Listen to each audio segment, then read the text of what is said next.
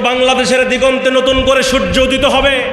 কোন স্বৈরাচার ফ্যাসিবাদীদেরকে আর বাংলার জমিনে রাখা চলবে না। কথা ঠিক কিনা? যদি মুসলমানদেরকে এক হতে হয়, মুসলমানদেরকে সংঘবদ্ধ হয়ে ইসলামী হুকুমত প্রতিষ্ঠার জন্য যদি মুসলমানদেরকে কাফনের কাপড় পরতে হয়, মুসলমানদেরকে রাজপথে নামতে হয়, মুসলমানদের রক্ত বিলিয়ে দেওয়ার দরকার হয়, ও রাজশাহীর মুসলমান, আপনারা কি সেই শাহাদাতের মিছিলে রক্ত দেওয়ার জন্য রাজি আছেন? কারা কারা রাজি আছেন? হাত তুলে আল্লাহকে দেখা দেন।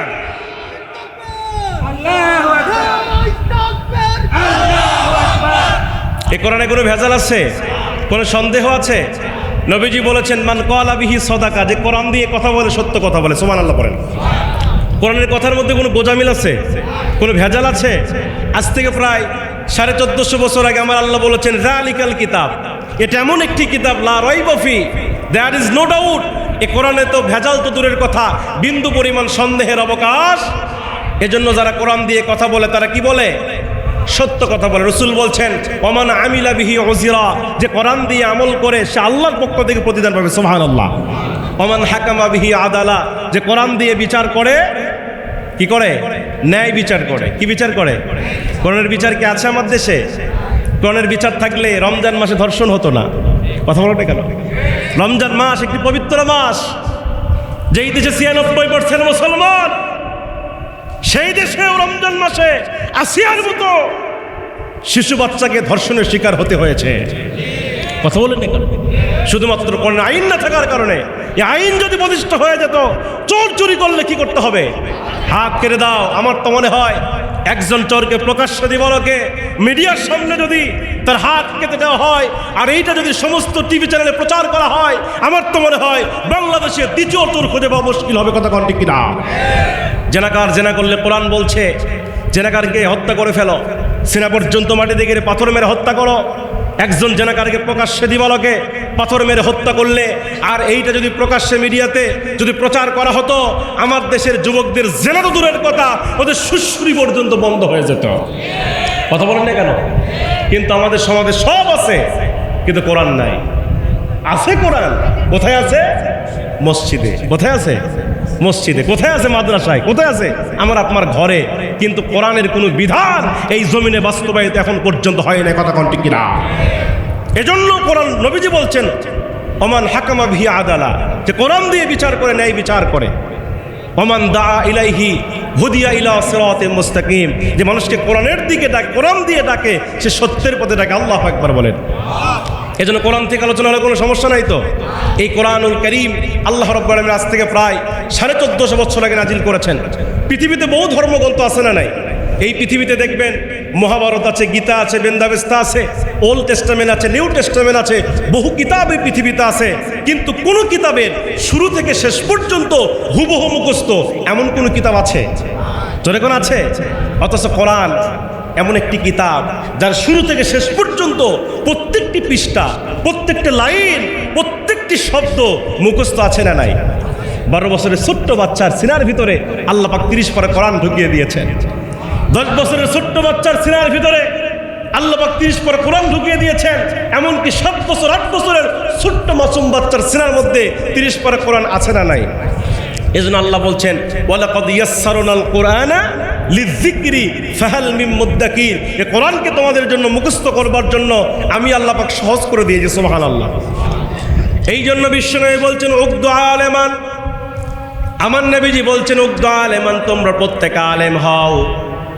নবীজি বলছেন তোমরা প্রত্যেকে আলেম হও, কিন্তু দুঃখজনক হলেও সত্য, আমরা কি সবাই আলেম হতে পেরেছি? জোরে বলেন, আপনারা কি সবাই আলেম? অথচ আল্লাহ রাসূল বলছেন উকদু আলেমান, তোমরা প্রত্যেকে আলেম হও, কিন্তু আমরা সবাই আলিম হতে পারি নাই। আমরা মাদ্রাসায় পড়তে পারি নাই, ইলম অর্জন করতে পারি নাই। নবীজি বলছেন যদি আলেম হতে না পারো আও মুতাআল্লিমান, আলিমের ছাত্র হও। আলিমের কি হও? আলিম হতে পারো নাই, তোমার তাকদিরে তুমি আলিম হতে পারো নাই, তোমার নসিব হয় নাই। রাসূল বলছেন আও মুতাআল্লিমান, তাহলে আলিমের ছাত্র হও। আল্লাহু আকবার বলেন। নবীজি বলছেন 2 নম্বরে আলেমের ছাত্র হও। এখন প্রশ্ন হলো হুজুর আমি আলেমের ছাত্র হতে পারি নাই, নিজে আলেম হতে পারি নাই, আলেমের ছাত্র হতে পারি নাই। আল্লাহ নবী বলছেন 3 নাম্বার হলো আও মুস্তামিআন, তাহলে আলেমের শ্রোতা হও। আলেমের কি হও? আলেম হতে পারেন নাই, ছাত্র হতে পারেন নাই, আও মুস্তামিআন। রাসূল বলছেন আলেমের শ্রোতা হও। আলেমরা যে কথাগুলো বলে এগুলো শুনো, এই কথাগুলো শ্রবণ করো, আলেমের শ্রোতা হও রাসূল বলছেন। এখন প্রশ্ন হলো হুজুর আমি আলেমের শ্রোতা হতেও পারি নাই। নবীজি বললেন 4 নাম্বার আও মুহিব্বান, তাহলে আলেমকে মহব্বত করো। আলেমকে কি করো? রাসূল বলছেন আলেমকে দেখলে সালাম দাও, মুসাফা করো, মাঝে মাঝে মুআনাকা করো। বিশ্বনবী বর্ণনা করেছেন যদি তোমরা মনে করো আমি রাসূলের সঙ্গে মুসাফা করব, আল্লাহ রাসূল বলেন শেষ জামানায় হক্কানা আলেমদের সঙ্গে মুসাফা করো, আমি রাসূলের সঙ্গে মুসাফা করা হয়ে যাবে। যদি তোমরা মনে করো আমি নবীর সঙ্গে মুআনাকা করব, বিশ্বনবী বলেছেন তোমরা শেষ জামানার হক্কানে আলিমদের সঙ্গে মুআনাকা করো, আমি রাসূলের সঙ্গে মুআনাকা করা হয়ে যাবে।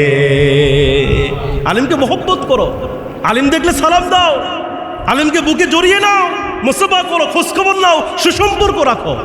ওয়ালা তাকুনিল খাবিস, 5 নম্বর হয় না। কয় নম্বর হয় না? 5 নম্বর হয় না। ফাতাহালিক, নবীজি বলছে ধ্বংস হয়ে যাবে। আলিম বিদ্বেষী হয় না, আলিমদেরকে দেখলে মৌলবাদী বলে গালি দিও না। আমার বাংলার জমিনে পেপার পত্রিকা দেখলে বড় আফসোস লাগে। বাংলাদেশে দেখা যায় যখন পেপার পত্রিকা বের হয়, বুদ্ধিজীবীর তালিকা যখন বের হয়, দেখবেন ওই বুদ্ধিজীবীর তালিকায় কোনো আলেমের নাম নাই। কথা কন না কেন? বুদ্ধিজীবীর তালিকায় কাদের নাম? যাদের মাথায় চুল নাই। কথা কন না কেন? মাথায় চুল নাই, এদের নাম বুদ্ধিজীবীর তালিকায়। এরা বড় বড় বুদ্ধিজীবী। এই বুদ্ধিজীবীর নাম, আলিমের নাম বুদ্ধিজীবীর তালিকায় পাওয়া যায় না। অথচ বিশ্বনবী বলতেন খায়রুকুম মান তাআল্লামাল কোরআন ওয়া আল্লামা, তোমাদের মধ্যে সবচাইতে জ্ঞানী হলো ওই ব্যক্তি যে নিজে কোরআন শিক্ষা করে এবং অপরকে শিক্ষা দেয়। বুদ্ধিজীবী আলিমরা হবে সবচাইতে বড় জ্ঞানী। আলিমদের চাইতে বড় জ্ঞানী পৃথিবীতে কেউ নাই। এই জন্য মুসলমান ভাইয়ের আমার আলিমদের নাম বুদ্ধিজীবীর খাতায় পাওয়া যায় না আমার দেশে। পেপারটা পড়ে মনটা খারাপ হয়ে গেল। এবার চিন্তা করলাম পেপারের উল্টা পৃষ্ঠা একটু দেখি। পেপার যখন ঘোরালাম, উল্টা পিঠটা করলাম, ওই সময় দেখি পুরো পেপারে শুধু আলিমদের নাম। সুবহানাল্লাহ, নাউজুবিল্লাহ। সবার নাম, সব নাম আলিমের। পেপারের উল্টা পৃষ্ঠা সব নাম আলিমের। মনটা ভালো হয়ে গেল, সব মাওলানা মুফতির নাম। কিন্তু ওপরে দেখি লেখা আছে জিএমবি। কি লেখা আছে? জিএমবি। তাহলে বুদ্ধিজীবীর তালিকায় হলো টাকলাখের নাম, আর আলিমের নাম কোথায়? জিএমবি। মানে দাড়ি থাকলেই জিএমবি, টুপি থাকলেই জিএমবি। কথা কন না কেন? কথা কন না কেন? অথচ আলিম ছাড়া তোমার বাবার বিয়ে হয়নি। কথা কন ঠিক না? আলিম ছাড়া তোমার দাদার জানাজা হয়নি। অথচ আলিমদেরকে দেখলে আমরা জঙ্গিবাদী বলি, মৌলবাদী বলি। কথা কোন ঠিক কিনা? হুজুররা দেশ খাইলো। কথা কোন না? হুজুররা দেশ খাইলো, এই মৌলবীরাই দেশ শেষ করছে, এরকম বলি কিনা? আমি বলি এই হুজুরদের কারণে এই দেশ এখনো টিকে আছে। কথা কোন না কেন? করোনা ভাইরাসের সময় আপনারা দেখেছেন মানুষ মারা গেছে করোনা ভাইরাসে, কেউ তার ধারের কাছেও যায় নাই। বাবা তার ছেলেকে ফেলে দিয়েছে, সন্তান ছেলের কাছে যায় নাই, স্ত্রী যায় নাই, কেউ যায় নাই। এই আলেম রায় তাদের দাফন কাফনের কাজ সম্পন্ন করেছে। কথা বল না কেন? এই জাতির ক্রান্তি লগ্নে আলেম রায় দাঁড়িয়েছে। এই জাতির প্রত্যেকটা আন্দোলনের সামনের কাতারে আলেমদের নেতৃত্ব ছিল। কথা বল ঠিক কিনা? ইনশাআল্লাহ আলিমরা এই দেশের নেতৃত্ব দিবে ইনশাআল্লাহ। বলে এই দেশে কোরআনের বিধান কায়েম হবে, ইসলাম প্রতিষ্ঠা হবে, কালেমার পতাকা বাংলার আকাশে পথ উড়বে। কথা কোন ঠিক কিনা? সেদিন আর বেশি দূর নয়। আপনারা আলিমদের পক্ষে আছেন? আছেন আপনারা? সত্য বলছেন তো? না খালি মিশাই না আর তাকবীর, এই স্লোগান তো ঠিকই দেন। যখন রাজপথে ডাকা হয় তখন কত হুজুর আমার 3টা সোল আছে। কয়টা সোল? আমি মরে গেলে সোলক দেখতে কে? এই রিজিকের মালিক কে? আপনি রিজিকের মালিক কে? রিজিকের মালিক কে? আল্লাহর পক্ষ থেকে রিজিক বরাদ্দ এসেছে। কিছু আলেমরাও আছে, আমি দেখছি। ওলামায়ে সুন্নাহদেরকে বলি আলেমরা তো সবাই হক্কানি না। কিছু আলেম আছে যাকে তাকেই বলে আপনি একটা জান্নাতি মানুষ। কথা বল না কেন? কষ্ট হচ্ছে আপনাদের? কথা কি ভুল বলছি? আল হাক্কু মুররুন, হয়তো অনেকে কষ্ট পাচ্ছে যে হুজুর এগুলা কি শুরু করলো। আল হাক্কু মুররুন, সত্য কথা তিতা, সত্য কথা আমাকে বলতে হবে। কথা কোন ঠিক কিনা? ওয়ালা তালবিসুল হাক্কা বিল বাতিল, কোরআন বলছে হকের সঙ্গে বাতিলের সংমিশ্রণ করো না। আপনি একটা জান্নাতি মানুষ বলছিল না? বলছিল না? যেই স্বৈরাচার আলিমদেরকে ধরে ধরে ফাঁসির কাস্টে ঝুলিয়েছে, যেই স্বৈরাচার আলিমদেরকে মিথ্যা মামলা দিয়ে বছরের পর বছর জেলের মধ্যে বন্দী করেছে, তাকে সে জান্নাতে সার্টিফিকেট দিছে। ও যদি জান্নাতে যায় তাহলে জাহান্নামে যাবে কে? কথা কোন না কেন? মেহরাবে বসে থেকে ইমাম সাহেব জীবনে সুদের বিরুদ্ধে ওয়াজ করে না, কারণ জানে সভাপতি সুদ খায়। কে সুদ খায়? সভাপতি কি খায়? এরকম সুদের সভাপতি মনে হয় রাজশাহী জেলায় নাই, আমার বগুড়াতে আছে, এটা নাও থাকতে পারে। কথা কন না কেন? হজ করছে ট্রিপল হাজি। কি হাজি ভাই? ট্রিপল 3বার হজ করছে। কয়বার হজ করছে? 3বার। ট্রিপল হাজি। ওর নামের এক আল হাজ না লিখলে ওই পোস্টারই বাতিল হয়ে যায়। কথা কন না কেন? আমার এলাকায় তাই হয়েছে। মা নামের আগে আলহাজ লেখে নাই, হজ করে আসছে নামের কি লেখে নাই, আলহাজ লেখে নাই, ওই পোস্টারই বাতিল। ট্রিপল হাজি। আবার তলে তলে সুদে টাকা লাগায়। কি লাগায় ভাই? সুদে টাকা লাগায়, তলে তলে হজ করছে। আমার ভাইয়েরা, ইমাম সাহেব জীবনে সুদের বিরুদ্ধে ওয়াজ করে না, কারণ সভাপতি কি খায়? সুদ খায়। যদি সুদের বিরুদ্ধে ওয়াজ করে তাহলে চাকরি থাকবে, চাকরি থাকবে। ইমাম সাহেব জীবনে ঘুষের বিরুদ্ধে ওয়াজ করে না, মসজিদের সেক্রেটারি ঘুষ খায়, যদি ঘুষের বিরুদ্ধে ওয়াজ করে ইমামের চাকরি থাকবে না, এই চিন্তা ইমাম করে। আমি বলি এই ইমামের পিছনে নামাজ হবে না। তখন না কেন? ইমামতি পড়া খরচ। আচ্ছা বলেন তো, চাকরি বাঁচান ফরজ না ইমান বাঁচান ফরজ? কিছু হুজুর করতে হুজুর এলে কই না কেন? কারণ আমার চাকরি বাঁচাবার চাই। আমি বলি ইমাম, তোমার ইমান, তোমার ইয়াকিন, তোমার বিশ্বাস পরিপূর্ণ আল্লাহর কাছে, আল্লাহর জন্য এখনো হয় নাই। কথা ঠিক কিনা? রিজিকের মালিককে। এক মসজিদ চলে কোনো সমস্যা? কোনো সমস্যা? এক মসজিদের চাকরি চলে যাবে, অসংখ্য মসজিদ আপনার জন্য বরাদ্দ থাকবে। কথা কোন ঠিক কিনা? কারণ রিজিকের ফয়সালা জমিনে হয় না, রিজিকের ফয়সালা হয় কোথায়? কোথায় ফয়সালা হয়?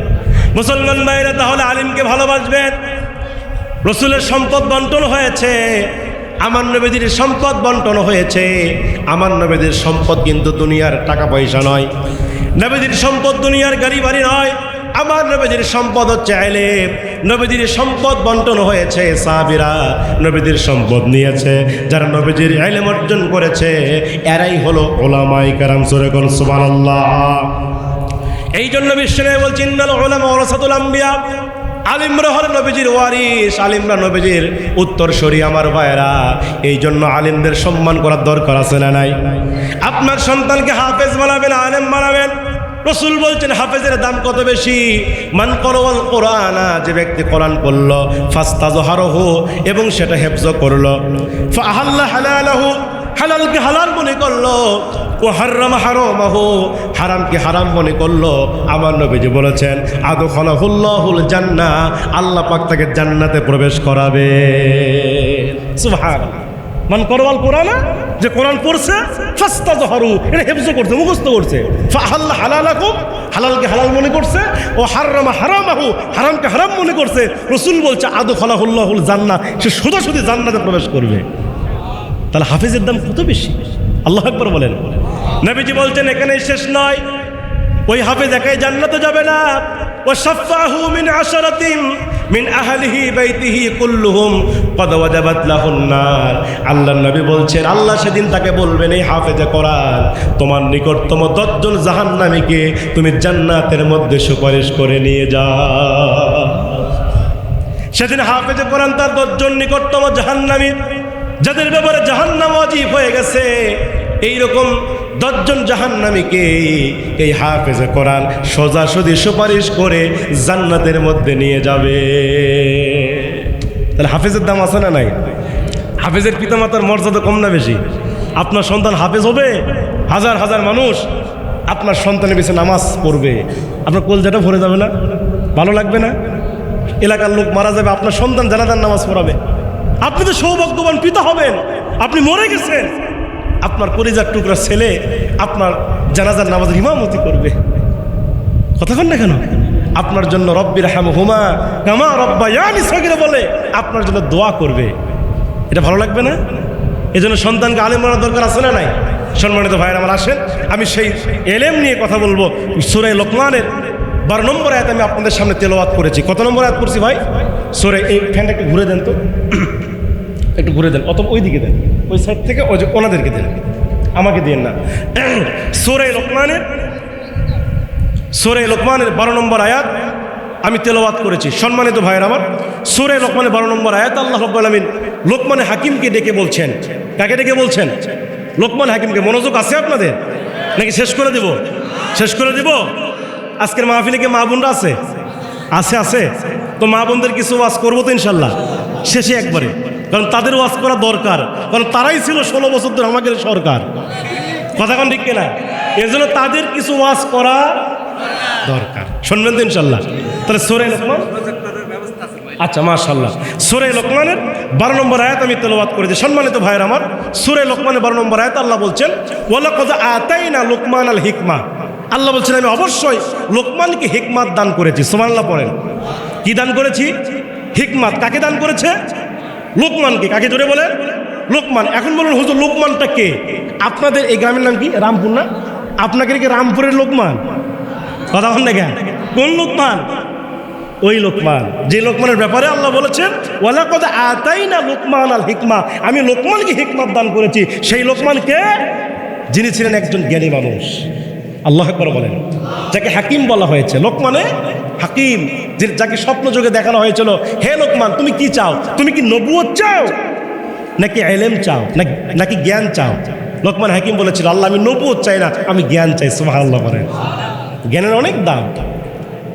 রাস্তায় আপনাকে ডাকাতি করে আপনার টাকা নিয়েছে, পয়সা নেবে, অ্যান্ড্রয়েড ফোন নিয়ে যাবে, কিন্তু আপনার যে এলেম নিতে পারবে? এলেম চুরি করতে পারবে? নিতে পারবে? এলেমের বড়ই দাম। কোরআনের মুফাসসির আল্লামা দেলোয়ার হোসাইন সাইদি রাহিমাহুল্লাহ রহমতুল্লাহ আলাই, কোরআনের মুফাসসির, কোরআনের পাখি যাকে আমরা বলি, যাকে রিমান্ডে নিয়ে প্রায় 40 দিন পর্যন্ত তাকে পরপর রিমান্ডে নেওয়া হয়েছিল। কথা বলে না কেন? তার মাথায় বিদ্যুতের শক দেওয়া হয়েছিল যাতে তার ব্রেনটা নষ্ট হয়ে যায়, সে পাগল হয়ে যায়, উন্মাদ হয়ে যায়, তার যে এলেম, তার যে জ্ঞান, এটা যেন নষ্ট হয়ে যায়। তার জ্ঞানটাকে নষ্ট করার জন্য তাকে ইলেকট্রিক শক দেওয়া হয়েছিল, কিন্তু তার জ্ঞানকে হেফাজত করেছেন কে?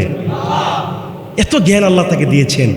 কোরআনের যখন তাফসীর করতে মনে হতো জীবন্ত কোরআন নাজিল হতেছে। আল্লাহু আকবার, আল্লাহু আকবার। কোরআনের মুফাসসির 50 বছর এ কোরআনের তাফসীর করেছেন সারা পৃথিবীতে। অসংখ্য মুসলিমরা যার হাতে হাত রেখে কালিমা পড়ে মুসলমান হয়েছে।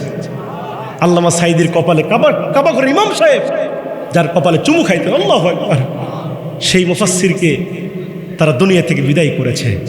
কথা বলেন না কেন? আল্লামা সাঈদ এমন একজন মানুষ, বীর চট্টগ্রাম ময়দান আল্লামা সাঈদী যখন তাফসীর করেছে তার মাহফিল হাজার হাজার নয় লক্ষ লক্ষ মানুষের সমাগম হয়েছে। আল্লাহু আকবার। লক্ষ লক্ষ মানুষ তার তাফসীর শুনেছে। আল্লামা সাঈদী তিনি এই কোরআনকে হাতে নিয়ে বলতেন, এই লক্ষ লক্ষ জনতা আমি সাঈদের আকর্ষণে আসে না, এই মানুষগুলো আসে আল্লাহর কোরআনের আকর্ষণে। আল্লামা সাঈদী সাহেব তিনি মাঝে মাঝেই বলতেন, ভেজা বিড়ালের মতো 500 বছর বেঁচে থাকার লাভ নাই, সিংহের মতো 1 ঘন্টা বাঁচতে চায়। আল্লাহু আকবার বলেন। কত মজবুত ঈমান থাকলে এই কথা বলতে পারে, কত দামি ঈমান থাকলে এই কথা বলতে পারে। আল্লামা সাঈদী সাহেব আজ থেকে 15 বছর আগে 16 বছর আগে যা বলেছেন আমার বাংলার জমিনে প্রত্যেকটা কথা মিলে গিয়েছে। অডিও রেকর্ড এখনো আছে, আপনারা দেখেন, এই ভিডিওগুলো বের করেন। আল্লামা সাঈদী বলে গিয়েছিলেন এমন একটা সময় আসবে পালাবার জন্য ইন্দুরের গর্তও খুঁজে পাবা না। কথা বলেন না কেন? আল্লামা সাঈদী বলেছিলেন গাছের গোড়া থেকে এমন একটা ঠেকানো দেওয়া হবে মামা বাড়ি দিল্লি গিয়ে পড়বা। বাংলার জমিনে কি জায়গা হয়েছে? জায়গা হয়েছে? দিল্লিতে গিয়েও ষড়যন্ত্র বন্ধ নাই, মাঝে মাঝেই বলতেছে কাছে আসি শট করে ঢুকে যাবে। কথা বল না আপনারা, বলছে কাছে আসি শট করে ঢুকে যাবো। আমরাও বলি কোনো সমস্যা নাই, আসেন, ওয়েলকাম। কথা বল না, আসেন, আপনি আপনার দেশ আপনার বাবার দেশ, আপনি আসবেন না, কে আসবে? আপনি যদি চট করে ঢুকে যান, আমরা বাঙালি ফট করে ধরে আয়না ঘরে ঢুকাবো। কথা বলেন না কেন? নির্যাতনকে কম করছে? কথা কন। আল্লামা সাঈদীকে তার এলেমটাকে নষ্ট করার জন্য বহু চেষ্টা করেছে, কিন্তু পেরেছে? তোর এখন পেরেছে? শেষ পর্যন্ত হাসপাতালে মিথ্যা অভিনয় করে ইঞ্জেকশন পুশ করে আল্লামা সাঈদীকে তার হত্যা করে ফেলেছে। কথা কোন ঠিক না? আজকে 5 আগস্ট আমার দেশ স্বাধীন, নতুন করে স্বাধীনতা পেল, আমরা বাক স্বাধীনতা পেলাম। এই যে কথাগুলো বলছি, এই কথাগুলো যদি আজ থেকে 1 বছর আগেও যদি আমরা বলতে চাইতাম, এতক্ষণে থানায় খবর হয়ে যেত। কথা বল না কেন? আবার কিছু লোক বলতো হুজুর রাজনীতি করতেছে। কথা বল না কেন? কথা বলেন না কেন? মানে সত্য কথা বললে বলে হুজুর রাজনীতি করতেছে, এরকম বলতো কি না? এতক্ষণ পর্যন্ত মাহফিল থাকতো? এই যে স্বাধীনতা, এটাই স্বাধীনতা। আমি সত্য কথা বলবো, আমি বাস্তব চিত্র তুলে ধরবো জাতির সামনে, এটাই স্বাধীনতা। এই স্বাধীনতা আমরা পাইছি কিনা? নতুন করে দেশ স্বাধীন হলো, দেশের বড় বড় মুফাসসিররা জেল থেকে মুক্তি পেল। মামুনুল হক সাহেব, রফিকুল ইসলাম মাদানী, এরপর আপনার জসিমউদ্দিন রহমানে, আলী হাসান ওসামা সহ অসংখ্য উলামায়ে কেরাম জেল থেকে মুক্তি পেল। আজকে যদি আল্লামা সাঈদী বেঁচে থাকতেন, আবার আল্লামা সাঈদীও তিনি মুক্তি পেতেন, আবার তিনি কোরআনের ময়দানে আসতেন। আল্লামা সাঈদীর শেষ ইচ্ছা ছিল, আমি একটাবারের জন্য আরেকবার কোরআনের ময়দানে আমি কথা বলতে চাই। আল্লাহু আকবার। শেষ ইচ্ছা ছিল আমার একটাবারের জন্য আমাকে কোরআনের ময়দানে এই তাদের সামনে আমি বক্তব্য দিতে চাই। আজকে আমার বাংলাদেশের সবচাইতে জনপ্রিয় বক্তা হিসেবে পরিচিতি লাভ করেছেন ডক্টর মিজানুর রহমান আজহারী, যার মাহফিলে লক্ষ লক্ষ লোক হচ্ছে। ঠিক কিনা বলেন? আপনাদের রাজশাহী বিভাগে একটা প্রোগ্রাম দিয়েছেন, কোথায়? এটা চাঁপাইনবাবগঞ্জে। সেখানে একেবারে রেকর্ড ভেঙে ফেলছে। সারা দেশে যতগুলো প্রোগ্রাম তিনি করেছেন বিভাগীয় পর্যায়ে, সবচাইতে বেশি লোক হয়েছে আপনার রাজশাহীতে। আলহামদুলিল্লাহ বলুন। কারণ আপনাদের রাজশাহীর মানুষের প্রতি ইসলামের ভালোবাসা কম না বেশি? কম না বেশি? আমি এই বছর চাঁপাইনবাবগঞ্জে প্রায় 9টা প্রোগ্রাম করেছি, হাজার হাজার মানুষ তাফসীর শুনেছে। আলহামদুলিল্লাহ বলেন। কিন্তু তুলনামূলকভাবে আজকের মাহফিলের লোক একটু কম। কেন বলেন তো? কি কারণে লোক কম? অনেক তাফসীর হচ্ছে না আজকে, না? শুনলাম নাকি আশেপাশে অনেকগুলো তাফসীর হচ্ছে, ঈদের ছুটিতে সবাই বাড়িতে আসছে, এই সুযোগে সবাই কি করছে? তাফসীর করছে, এই জন্য লোক একটু। তবে আপনাদের ভাষাটা অনেক ভালো লাগে, আলহামদুলিল্লাহ বলেন। জেনে রাজশাহীর ভাষাটা কেমন? তবে চাঁপাইয়ের ভাষা কি খবর মামুর বেটা, ভালো আছো তুমি? কথা কন না কেন? এই কথা এরকম ভাষা আছে না নাই? তবে আল্লামা সাঈদী বলেছেন যে বাংলা ভাষার জন্ম হয়েছে এই রাজশাহীতে।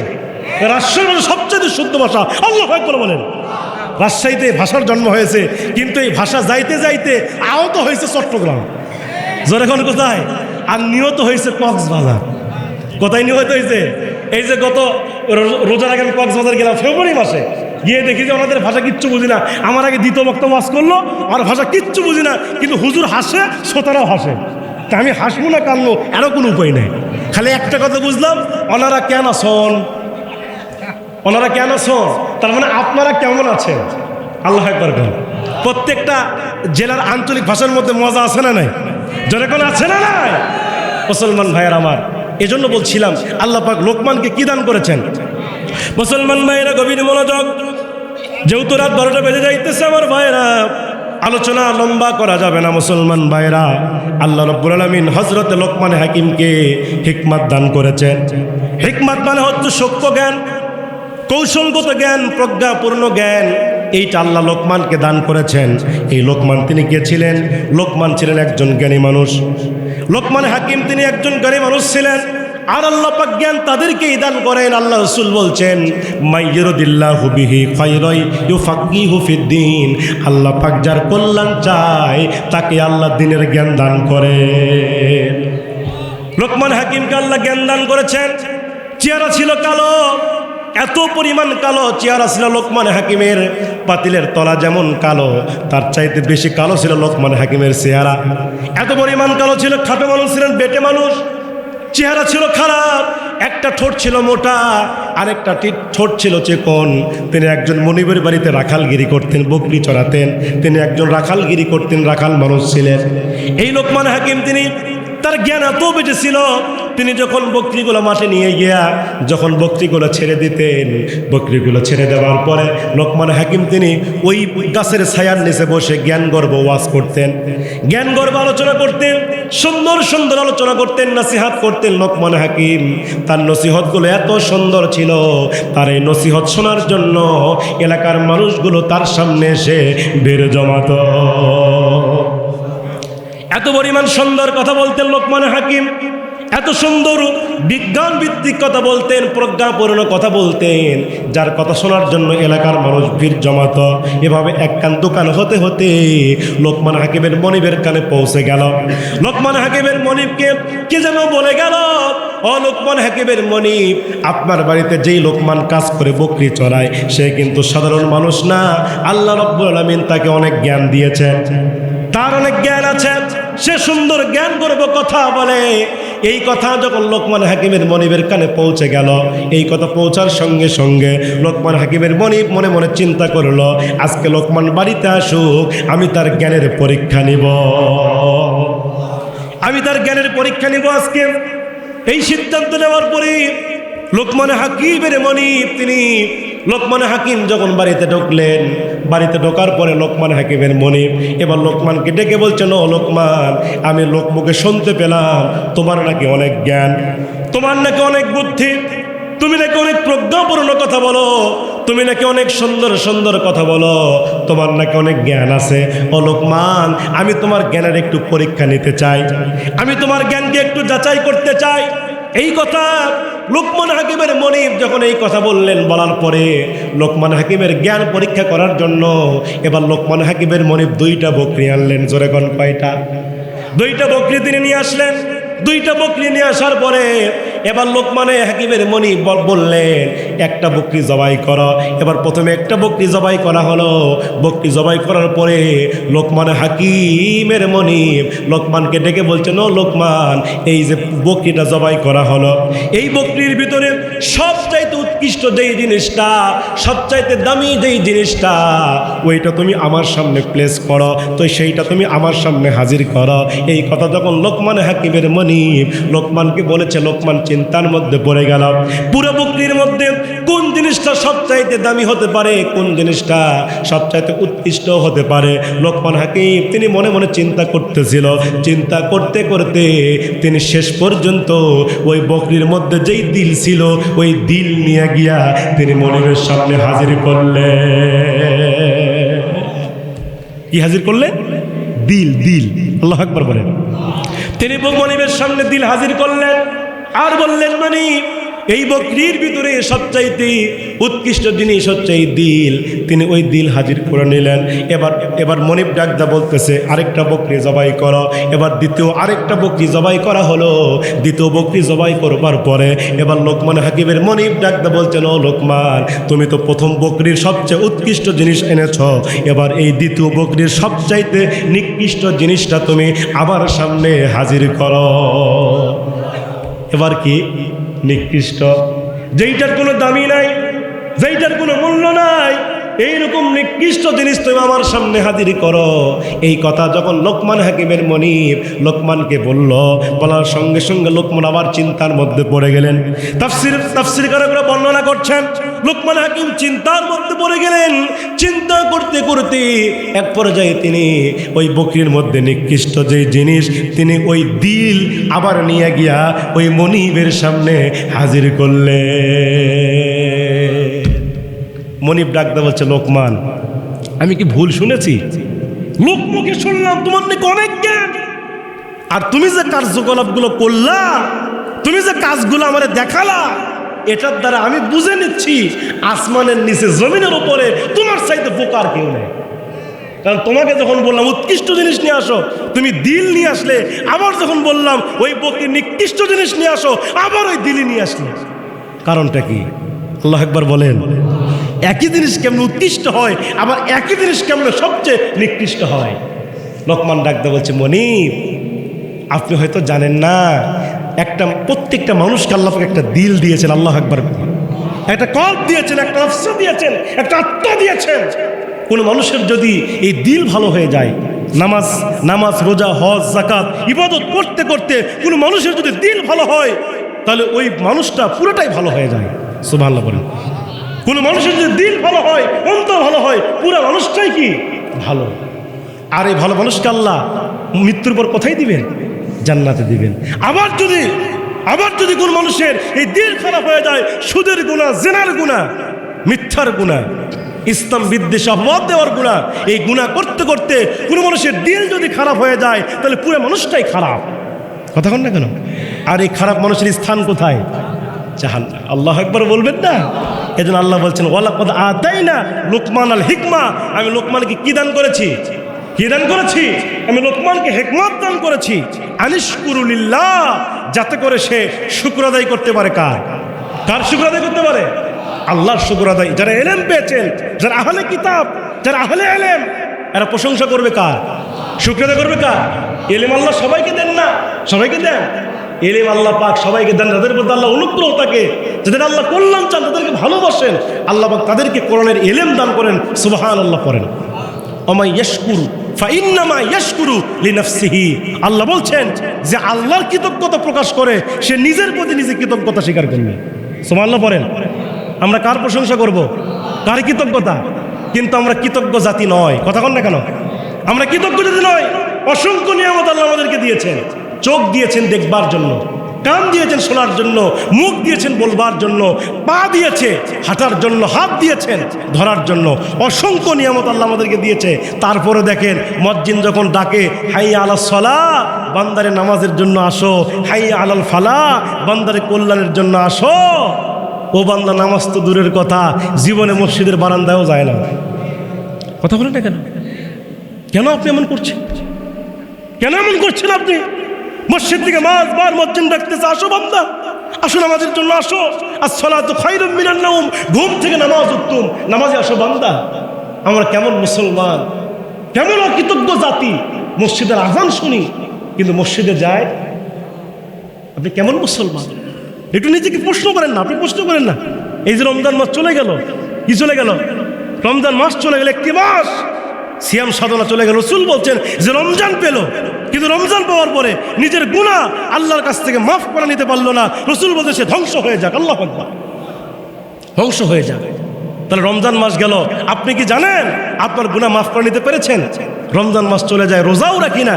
যদি বলে ভাই কি হয়েছে আপনার, কিছু হুজুর আর কইন না, গ্যাস। কি হয়েছে?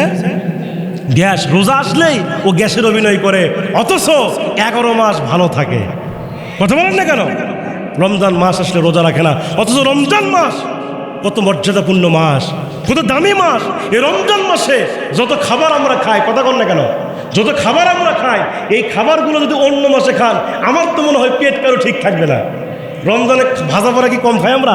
দেখবেন ইফতারের সময় একবারে খাবারের টেবিলে সব নিয়ে রাখছে, বিরিয়ানি, কুরমা, পোলাও, রোস্ট, বেগুনি, আলুর চপ, কদুর চপ, আছে না নাই?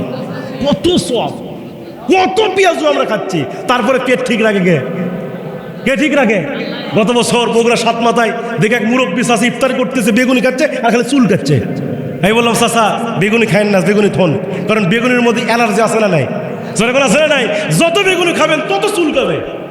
চাষা করতে হুজুর থন তো, বেগুনি খেতেও মজা, চুল কেটেও মজা। সুবহানাল্লাহ। কহ এটি কিসের মজা? রমজানের মধ্যে কিসের মজা? এই জন্য রমজান চলে গেল আমার ভাইয়েরা, রমজান চলে গেল। রমজান আসে যায়, আমাদেরকে কি দিয়ে যায়? আমরা রমজানে কি নিলাম? কথা কন না কেন? আমরা রমজানে কি নিতে পারলাম? এই যে রমজান আসলো চলে গেল, এখানে যারা বসে আছেন, কারো জীবনে 40 রমজান চলে গেছে, কারো জীবনে 50 রমজান চলে গেছে, কারো জীবনে 7 রমজান চলে গেছে। কিন্তু রমজান আসে যায়, কিন্তু আমাদের জীবনের কোনো পরিবর্তন হয় না। কথা বলেন না কেন? কত রমজান চলে যায়, কত রোজা চলে যায়। রোজার আগে যেমন, রোজার পরে। রমজানের 2 নম্বর শিক্ষা হলো তাকওয়া অর্জন। কি অর্জন?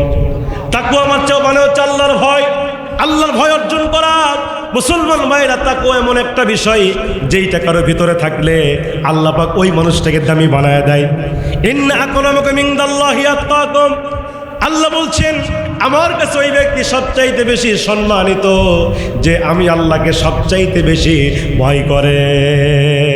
আর রোজার 2 নম্বর শিক্ষা হলো তাকওয়া, কারণ কোরআন বলছে কুতিবা আলাইকুমুস সিয়াম কামা কুতিবা আলাল্লাযীনা মিন ক্বাবলিকুম লাআল্লাকুম। কোরআন বলছে রমজানের 2 নম্বর শিক্ষা হলো তাকওয়া। এই যে রমজান মাসে আমরা তাকওয়া শিখেছি, আমরা খারাপ কাজ করি নাই, আমরা আল্লাহর ভয়ে রোজা রেখেছি, আমরা সারাদিন পানাহার থেকে বিরত থেকেছি, হালাল স্ত্রী থাকা অবস্থা আমরা স্ত্রী গ্রহণ করি নাই। মুসলমান ভাইয়ের আমার, এই যে আমরা তাকওয়া অর্জন করেছি, রমজান মাসে দেখবেন আমরা যখন আসরের সময় হয়ে যায় আমাদের পানির পিপাসায় কলজাটা ফেটে যায়।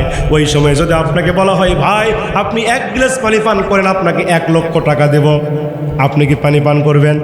ইফতারের 10 মিনিট আগে আপনার সামনে খাবার আছে, যদি কেউ বলে ভাই আপনাকে 2 লক্ষ টাকা দেব, আপনি 10 মিনিট আগে ইফতার করবেন? তার মানে বোঝা গেল এই রোজার মাধ্যমে আমরা তাকওয়া অর্জন করেছি।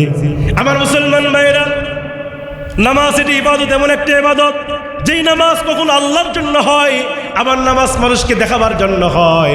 নামাজ কিন্তু পরিপূর্ণ আল্লাহর জন্য হয়। আবার কিছু নামাজি আছে এরা মানুষকে দেখাবার জন্য নামাজ পড়ে। কথা বলেন না কেন? তাহলে বোঝা গেল নামাজ আল্লাহর জন্য হয়, আবার নামাজ মানুষকে দেখাবার জন্য হয়।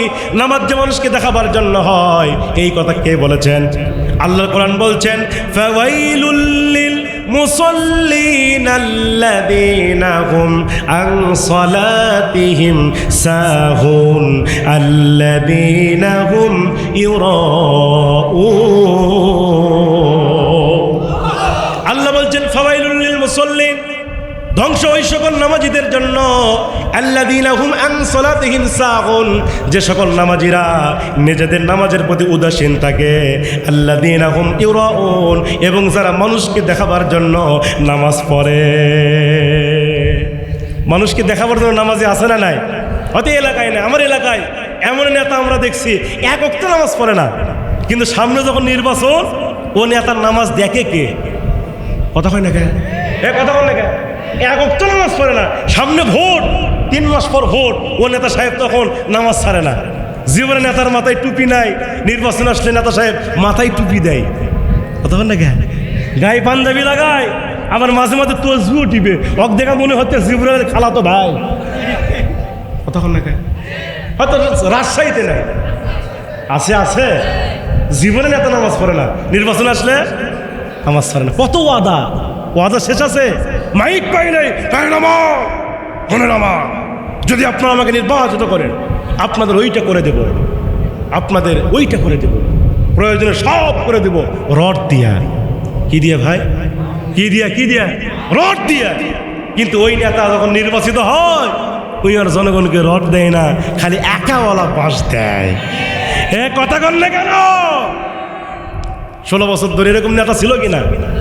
1 ওয়াক্ত নামাজ পড়ে না। তাহলে নামাজ এটা আল্লাহর জন্য হয়, আবার কাউকে দেখাবার জন্য। রোজা কি বলে? হজ, এটিও আল্লাহর জন্য হয়, আবার কাউকে দেখাবার জন্য হয়। যাকাত এটি আল্লাহর জন্য হয়, আবার কাউকে দেখাবার জন্য। দেখবেন আমার দেশে যাকাত কেমনভাবে আদায় হয়। আমি সেদিন জরিপে দেখলাম, প্রায় বর্তমান সময়ে আমার বাংলাদেশে প্রায় 54,000 লোক কোটিপতি। কত হাজার লোক ভাই? 54,000 লোক কোটিপতি। এদের টাকার কোনো হিসাবই নাই, এত টাকা। সারা রাত ধরে যদি টাকা গণনা করে, ফজর হয়ে যাবে, ওর টাকা গণনা শেষ হয়ে যাবে। কতক্ষণ না যায়? তাহলে কত টাকা, কত পরিমাণ টাকা এদের। টাকা গুনতে গেলে মেশিন লাগে, এই মেশিনেও এদের টাকা গুনে শেষ করা যায় না। তাহলে খেয়াল করেন কত কোটি টাকা, মিলিয়ন বিলিয়ন টাকা এদের রয়েছে। আমার ভাইয়ারা, ইসলাম বলছে 100 টাকায় কত টাকা? শতকরা 2.5 টাকা। 1 লক্ষ টাকার মালিক আপনি, আপনাকে ইসলাম বলছে শতকরা 2.5%। 1 লক্ষ টাকা থাকলে 2500 টাকা, 2,500 টাকা যাকাত দেওয়া ফরজ। কোটি টাকার মালিক। এই সকল নেতারা যদি আমার দেশে সঠিকভাবে যাকাত দিত, আমার তো মনে হয় আমার দেশে দরিদ্র থাকতো না। কথা বলেন না কেন? কিন্তু এরা যাকাত দেয় না। যাকাত হয়েছে 1 কোটি টাকা। নেতা সাহেব 10 লক্ষ টাকার শাড়ি আর লঙ্গি কিনেছে, আবার শাড়ি হলো 300 টাকার, লঙ্গি হলো 280 টাকা। কথা বল না কেন? ওই লঙ্গি পরা চাষা একদিন পুকুরত গোসল করলে আর সব দেখা যায়। ভুল বলতেছে? কথা বল না কেন? লঙ্গি না মশারি আছে না নাই? নেতা সাহেব 1 কোটি টাকা জায়গা হয়েছে, 10 লাখ টাকা শাড়ি আর লুঙ্গি কিনে আনছে। লুঙ্গি কিনার পরে নেতা সাহেব এবার মাইকিং বের করছে, অমুক নেতা অমুক দিনে জাকাতের শাড়ি আর লুঙ্গি দিবে, আছে না নাই? পত্রিকার একবার হেডলাইনে লিখছে, অমুক নেতা অমুক দিনে জাকাতের আর শাড়ি লুঙ্গি প্রদান করিবে, আপনারা সকলে আসেন সকাল 10টায়। আমার দেশে ওই জাকাতের শাড়ি আর লুঙ্গি নিতে গিয়েও মানুষ পর্যন্ত দুনিয়া থেকে বিদায় হয়ে চলে গেছে। কথা বলেন না কেন? এদিকে জাকাতের সিস্টেম, এদিকে আল্লাহর জন্য না লোক দেখানোর জন্য? কথা বলেন না কেন? জাকাত হবে আল্লাহর জন্য। কার জন্য? জাকাতের লোক আপনার বাড়িতে কেন যাবে? জাকাত আপনার উপর ফরজ হয়েছে, জাকাতটা আপনার উপর আল্লাহ ফরজ করেছেন। এই যে আপনার কাছে যদি 1 কোটি টাকা থাকে, তাহলে জাকাত কত টাকা? জাকাত 2.5 লক্ষ। তাহলে 2.5 লক্ষ টাকার মালিক আপনি না, মালিক কে? গরিব মিসকিন। মালিক কে? যে 8টা খাত বর্ণনা করা হয়েছে তার মধ্যে উল্লেখযোগ্য হলো গরিব এবং মিসকিন। তাহলে এই 2.5 লক্ষ টাকার মালিক আপনি না, এই 2.5 লক্ষ টাকার মালিক গরিব মিসকিন। তাহলে যেহেতু আপনার উপর জাকাত ফরজ, এটি ইবাদত, তাহলে এই পরিবার এই টাকাটা গরিব মিসকিনদের বাড়ি বাড়ি গিয়ে আপনাকে আদায় করতে হবে। কথা কোন ঠিক কিনা? এটি ইসলামের সিস্টেম। কই পাইছেন আপনি জাকাতের শাড়ি লুঙ্গি দিতে হয়? আমাকে একটা হাদিস আপনি দেখান যে রসুল জাকাতের শাড়ি লুঙ্গি দিয়েছেন, সাহাবায়ে কেরাম জাকাতের শাড়ি লুঙ্গি দিয়েছেন। জাকাতের সরাসরি অর্থ প্রদান করতে হবে, শাড়ি আর লুঙ্গি দিয়া জাকাত আদায় করা সম্ভব নয়। কথা কোন ঠিক কিনা? কারণ আপনি শাড়ি দিচ্ছেন, একজন মহিলা মুরব্বী চাষি ওই শাড়ি পাইতে পাইতে 19টা শাড়ি পাইছে, ওই চাষি শাড়ি কি করবে? অর্থ বাড়িতে চাল কেনার টাকা নেয়। কথা বল না কেন? অত জাকাতের টাকাতে চাল কিনবে। মুরব্বী চাষা লুঙ্গি পাইতে পাইতে একেবারে 22টা লুঙ্গি পাইছে, ও চাষা লুঙ্গি কি করবে? ও তো 6 মাসেও 1 কেজি গরুর গোস্ত খাইতে পারে না। চাষা তো জাকাতের টাকা দিয়া গরুর গোস্ত কিনে খাবে। কথা কি ভুল বলতেছি? তাহলে সরাসরি আপনি জাকাতের অর্থ দিয়ে আসবেন, সে তার প্রয়োজন মতো এই অর্থ সে তার কাজে ব্যয় করবে। এই জাকাতের সিস্টেম। আর সবচেয়ে উত্তম হয় যদি আপনার কাছে 5 লক্ষ টাকা জাকাত ফরজ হয়ে যায়, এলাকার মধ্যে দেখেন আপনি বেকার যুবক, নামাজি বেকার যুবক, ভালো নামাজি, নেশা করে নাই, এরকম কিছু বেকার যুবককে 5 জনকে বের করেন, এই 5 জন বেকার যুবককে 5টা ইজি বাইক কিনে দেন। এই 5 জন বেকার যুবক 1 বছর ইজি বাইক চালায়া পরবর্তী বছরে সে নিজে আবার জাকাত প্রদান করবে। এটি হলো জাকাতের সিস্টেম। জাকাত অর্থনৈতিক, মানুষকে অর্থনৈতিকভাবে স্বাবলম্বী করে। কথা কন না কেন? অথচ আমার দেশে জাকাত দেয় কিন্তু অর্থনৈতিকভাবে স্বাবলম্বী হয় না।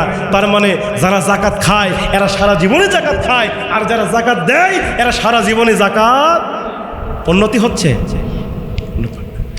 এজন্য জাকাত এটা আল্লাহর জন্য হয়, এবং মানুষকে দেখাবার জন্য শুধুমাত্র একমাত্র কেবলমাত্র রোজা, এটি মানুষকে দেখাবার জন্য হয় না। এটা কার জন্য হয়? মুসলমান ভাইয়েরা আমার, গভীর মনোযোগ, যেহেতু আমার সময় কম, রাত 12টা বেজে গেছে। ভাইয়েরা আমার, যে কথা বলছিলাম মুসলমান ভাইয়েরা আমার, তাহলে রমজানের 2 নম্বর শিক্ষা হলো তাকওয়া। 2 নম্বর শিক্ষা কি? 2 নম্বর শিক্ষা হলো তাকওয়া। এবার আসেন মুসলমান ভাইয়েরা, রমজানের 3 নম্বর শিক্ষা হলো সহানুভূতি। রমজানের 3 নম্বর শিক্ষা সহানুভূতি প্রদর্শন।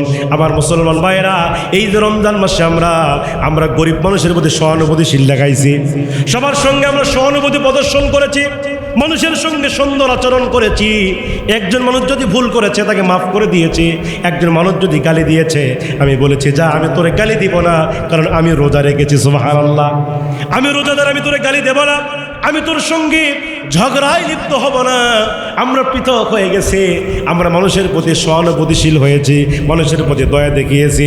এই যে রমজান মাসে যেমন আমরা দয়া দেখিয়েছি, এইটা রাসূল বলছেন এইটা বাকি 11 মাসেও তোমাদের এই সহানুভূতি প্রদর্শন করতে হবে। ঈদের আনন্দ কত বেশি ভাইয়েরা আমার। আজকে আমাদের রমজান থেকে কেমন শিক্ষা নেই, অথচ বিশ্বনবীর সাহাবীরা খলিফাদের জীবনের দিকে তাকান, হযরত আবু বকরের জীবনের দিকে তাকান, হযরত ওমরের জীবনের দিকে তাকান, যে ওমর ছিল অর্ধ পৃথিবীর খলিফা। সুবহানাল্লাহ। 24 ঘন্টার মধ্যে কিতাবের মধ্যে আসছে হযরত ওমর তিনি 24 ঘন্টার ভিতরে 2 ঘন্টা ঘুমাতেন, আর বাকি 22 ঘন্টা জনগণের খবর নিতে। নেতা যদি ভালো হয় জনগণের কোনো টেনশন থাকে না। কথা বল না কেন? আর নেতা যদি চোর হয়, নেতা যদি আত্মসৎকারী হয়, জনগণের মাল ভক্ষণকারী হয়, ওই দেশের জনগণের টেনশন আসে না নাই? ওমর ফারুক কেমন নেতা ছিল ভাইয়ের আমার, কেমন খলিফা ছিলেন? অর্ধ পৃথিবীর খলিফা, তার কোনো বডিগার্ড লাগে নাই। রাতের আধারে তিনি গরিব মানুষের খবর নিতেন, ছদ্মবেশে তিনি এলাকার মধ্যে ঘুরতেন, মরুভূমির মধ্যে ঘুরতেন, আর মনে মনে চিন্তা করতেন আমার রাষ্ট্রের ভিতরে একটা কুকুর যদি না খেয়ে মারা যায়, কাল কিয়ামতের ময়দানে আল্লাহর কাঠগড়ায় আমারে দাঁড় করানো হবে।